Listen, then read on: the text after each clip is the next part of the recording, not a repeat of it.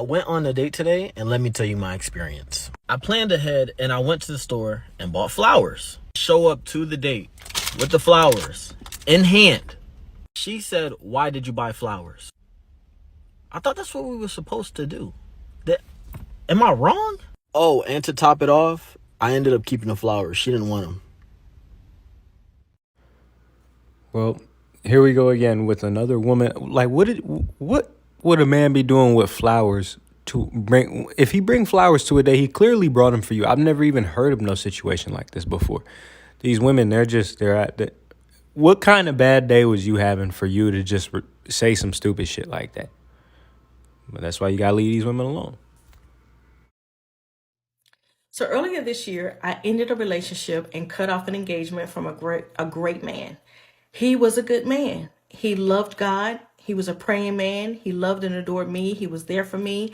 He was handsome. He was well educated. He didn't have any kids. He checked all the boxes. But there was still something missing.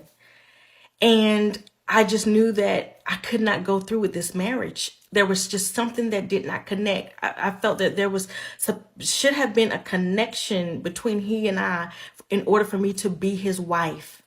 And so I cut off the engagement.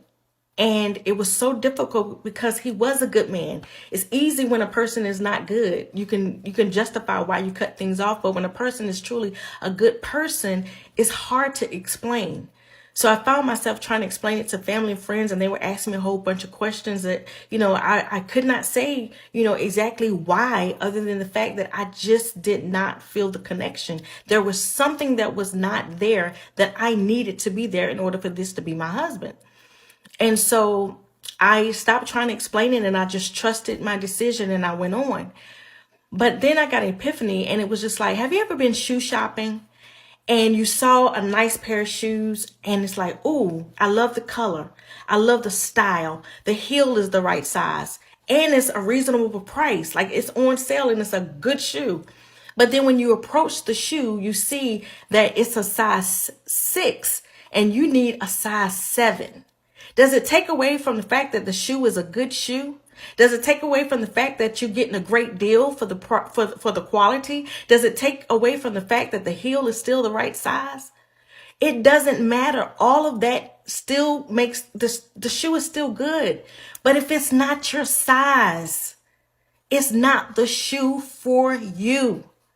And so that is what I had to accept. Yes, he was a good man. But what that feeling was is that he was not a great fit for me. It didn't take away from who he was, but it was just confirmation that he was not a good fit for me. And that leads me to say that some of us are trying to force relationships when we know they don't fit. It doesn't mean that the person is not good. It doesn't mean that they are not good-hearted people. It just means that they're not a good fit for you. So free them up.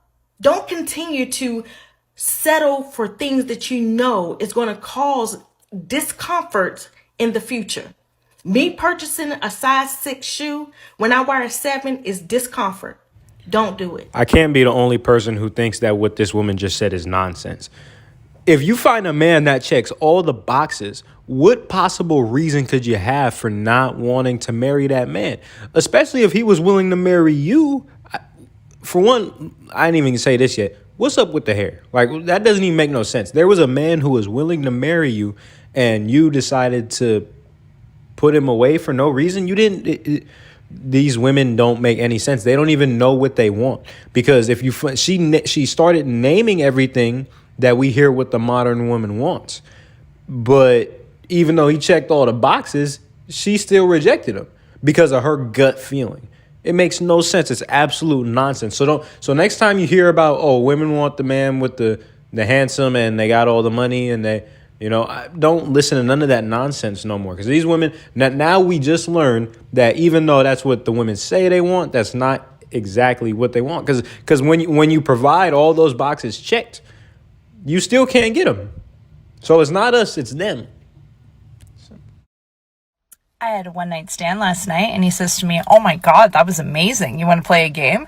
And I'm like, yeah, sure. And he's like, have you ever heard of the airplane game? And I'm like, sounds kinky, but no. How do you play that? And he's like, you take the fuck off. Now that was a good one. That was pretty clever if you ask me. I mean, look, this all these women today are good for. They're not good for wives. They're not even good girlfriends no more. They're not good for anything but a one night stand. And that's what you just learned from that man right there. Away from my car! You're caught! You're caught! You're caught! Talk to you about what? He's my cousin. I didn't cheat. Riri, you Dominican. He's a full-fledged black guy. Open the door. Can you please get away? Can we talk? Riri, no, I gotta go to work. Can we talk? Okay, go ahead, talk. Vamos a hablar. Can we talk? Go ahead. Put the window down. Don't speak nothing. All right, this situation is this is crazy altogether. This isn't the full video, but it tells us the most important part of the information, or of the situation, excuse me. And it's that this woman was cheating.